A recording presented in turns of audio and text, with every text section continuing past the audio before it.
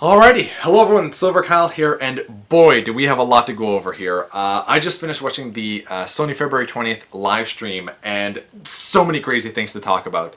And it was a really hard thing to watch too, because I was on IGN for a while watching it there, and then it just completely booted me out because there was just so many people watching it, so I had to go to different sites, and there was a few times where I missed a few things here and there. And then I was doing a live stream also with some of my subscribers, and we were watching it. And then halfway through the Sony event, my internet decides to conk out. Just completely conk out. I'm like, okay, that sucks for my live stream that I was doing with my subscribers, but I want to see this as well here. And my internet stayed off until like 2 minutes before the thing was done. Thankfully, I had my iPhone and I have 3G on it, so I watched it on there. And I was able to watch everything. It actually looked very nice on my iPhone, so I was happy with that. But yeah, it was a hard thing to watch, and there was apparently a lot of people watching it on like all the different sites. I think somewhere there was like 3 million people watching it. Nuts. Anyway, PlayStation 4 has been officially announced now. It is coming. And at the very end of the stream, they did say that it was coming holiday 2013. So it is coming at the very end of this year. That's awesome. We all kind of knew that this was going to happen. And this is what we all predicted. But there's a lot of things here. There's some things I was just like, I did not expect that at all. Like there's a lot of games that they announced, and that's where some of the biggest news comes from. But let's talk about just some of the cooler things before that, or some of the other things that have nothing to do with games. And it was a 2-hour event. It was crazy long. But they revealed the PlayStation 4 controller. It is the exact photos that we have seen, kind of like the rumors that it was going to have. Like it kind of looks like the PlayStation 3 controller, well, PlayStation 1, 2, and 3, I guess, because they all kind of look the same. But it has a touchscreen in the middle here. The analog sticks are a little bit different because they have like nicer grips, kind of like the Xbox 360s, and it's exactly what we've been seeing. So if you've seen what the rumored PlayStation 4 controller was going to look like, that's exactly what it looks like. Next up is, there's a lot of things that they released the exact specs, and basically I don't really understand all that jargon, but I did see other people in IGN was talking about that, and it is going to be a very powerful a system. It is going to have lots of horsepower, and it's going to run crazy fast apparently. So that's really good, and it's apparently going to make things easier for developers to work with as well, which is a positive because we want the developers to be like, yeah, this is easy to work with. We're not having any problems. We're going to make a lot of games for the system because it's so easy to work with. That's a good thing for Sony. Gaikai, something like that. I can't remember what it's called, but they are going to try to make the fastest running, internet gaming community. I don't know, something. Basically, they are going to have some of the fastest gaming access. Like you're going to go on your PlayStation network, and you're going to look at a game that you're looking at. And you're like, I'm kind of interested in playing this, and with a touch of one button, you're going to be able to play the beginning of that demo right away. Before anything is installed, you don't have to install anything at the beginning. It's just like as it's installing in the background, you just press X and boom, playing right away the demo. That's awesome. That is quick, and that's their goal right now. And then other things too is that you are going to be able to do a lot of things just with a touch of a button. Okay, you're playing a game.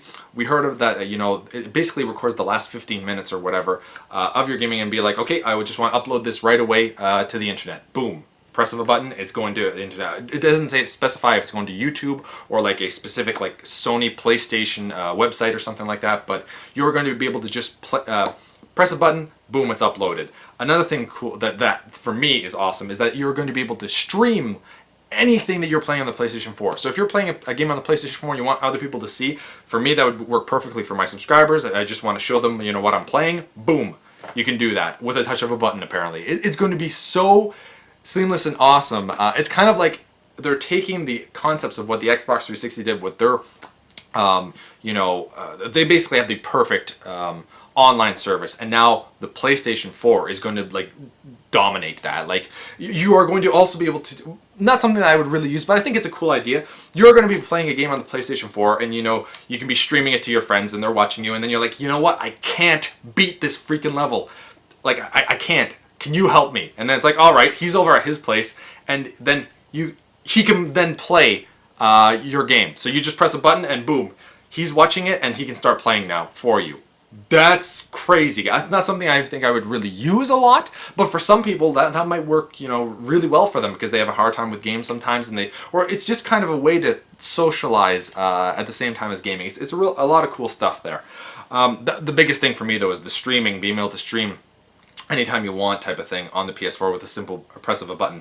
Next up, I think is amazing, before we get into the games, is that the PlayStation 4 is going to be able to play on the Vita. Anything that you play on as far as I can tell, or some games anyway, on the PlayStation 4, you can play on your Vita. And this to me is how they are going to be fighting off the Wii U. Basically, okay, the Wii U, you turn off the TV or you change the channel, whatever, you can still keep playing the game on the Wii U. For the PlayStation 4, it's going to be with the Vita. Now, here's the thing. This is kind of a positive for Sony because, okay, they're able to combat the Wii U gamepad. However, it's a positive for Nintendo because not a lot of people own a PlayStation Vita. And the PS4, we don't know the price yet, but we can assume it's going to be pretty expensive. And then if you want to also be able to do this, you'd have to buy a Vita. And the Vita is quite expensive as well. And if you want like all, the memory card, because you're not just going to buy a Vita just to be able to play when you turn off the TV, you're probably going to get a memory card and some games as well. So that's a very heavy investment just to be able to do exactly what the gamepad does for the Wii U. So cool that they're doing that though, because I have a Vita already. And if I get the PlayStation 4, I'm going to be able to play some of the games on it. So that's awesome. Now, let's get into the games here, and that's where the meat of everything is, and they spent a lot of time showing off these games, which makes me happy. One of the first ones that we saw was Killzone Shadow Fall. I don't know if it's Killzone 4 or a prequel. Either way, we're getting a new Killzone game. The only thing is that when they showed this footage, it looked more like pre-rendered, as in like it's not the actual gameplay. If it is, that's pretty awesome, but I don't think it was. Everything else pretty much looked as if it was regular gameplay, but this one didn't. Next up, which is another big title, is Infamous, another Infamous game called Second Son, which has to do with superheroes, as in like there's more, I don't know, they were kind of integrating that there's going to be a bunch of people that I guess have powers like the Infamous character. I don't really know. It was a really weird introduction to that because they were talking about how today's world, there's cameras everywhere and all that kind of stuff. It kind of seemed as if they were going to be talking about Watch Dogs almost, but they went in the Infamous direction instead. Another game that's coming out is Drive Club, which is coming from the MotorStorm developers. And this kind of looks like, to me, as if like they don't have a Gran Turismo 6 ready yet. Because we all know that that's going to come out. If they would have announced it here, it would be ready in 2016 or something like that. It feels as if like they're trying to just, okay, here's a racing game, and I'm not really into racing games like that. I'm more of a Mario Kart player, but it looked pretty damn awesome. Like, he goes inside the vehicle, and when he went inside the vehicle, I was like, I'm not going to care about this. And I was like, that looks pretty sweet. And then you turn on the vehicle, and I need to see this trailer basically in HD. Same with basically everything else. I'm not saying that I need graphics, but the graphics look pretty damn sweet, or they look like they have potential for this game. And there was a lot about teamwork as well for the Drive Club game, and I don't really see that in a racing game. But that's what they were promoting basically. Next up is The Witness, which is by the same developers as the Microsoft exclusive Braid. And it looks okay. It's like an open world puzzle game. It's kind of like, reminds me of Portal as well. I don't know. There's a Braid and Portal. It looks different. I was kind of so-so on that. But apparently, like, that's awesome that, Sony is getting that. And it's like, Microsoft's like, oh, well, we just lost like one of our biggest, exclusives for indie games on our downloadable site, but next up was Watch Dogs was confirmed for the PlayStation 4. That's good news. He was just doing a bunch of hacking and stuff like that into people's lives and cameras and all that. It looked cool. Now we're getting into the big news. There is a new Final Fantasy game. Square Enix showed a trailer of a game, and I don't know what the game was. It looked kind of interesting, but the biggest thing was that they are going to be making a new Final Fantasy game, and they are announcing that at E3 officially, or showing off what the game will be like. So I'm just like, yes! I can't wait for that now. It's kind of like a tease, but that's pretty cool. Next up is that there's two things here left to do. And one of them is Destiny, the new Bungie game. that Activision is making is coming to the PlayStation 4. Now, obviously, I think it's going to be coming to the Xbox 720 or whatever the next Xbox is as well. But they were saying that, you know, what's weird is that they showed, so they're like, okay, we're finally going to be able to play a Bungie game on a PlayStation console again, and because we haven't for the past 10 years, and they showed a Master Chief statue, and it's like, Master Chief at a Sony event? What are you doing? But I just thought that was a little cool thing that they did. So Destiny's coming out for the PlayStation 4. It's going to be a 10-year thing that they're planning on doing with Activision for the series of Destiny, and that's pretty cool. Now the last big news here is that Blizzard showed up at this event, and they are making Diablo 3 for the PlayStation 3 and PlayStation 4. I was like, what? Chris Melton showed up, and I was like, what's he doing there? And it was cool. He's like, well, Sony and Blizzard have decided to join into a partnership to take over the world. It was just like, yeah, if ever there was something like that, it would two gaming companies. It would be like Blizzard and something else, and Sony, and it just worked well.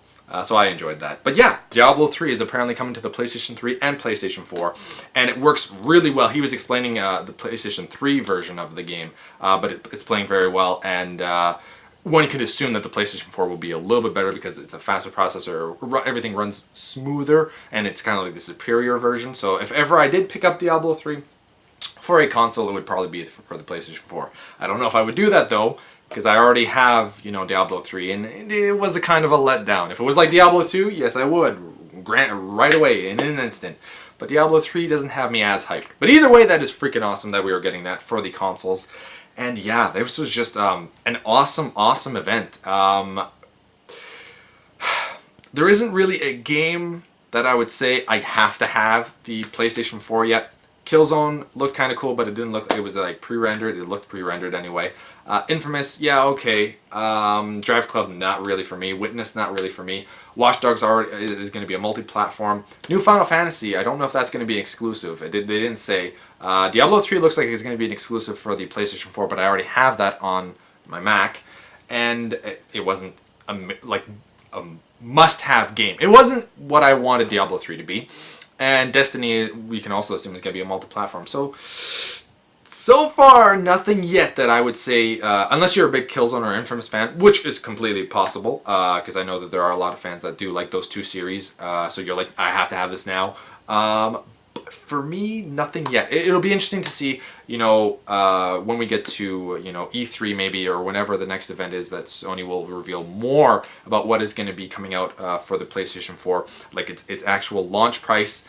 We only have rumors of possibly $429 or $529 because it's they're going to have two versions of the PS4. $529 is kind of expensive. Don't know about that, unless it comes with a game. If it comes with like a $60 game and some extra things, a little bit more acceptable. But for $529 just for the system itself, I don't know. What else? And also the launch date, the official launch date, which right now is just you know, the holiday season of 2013, so the last quarter of 2013.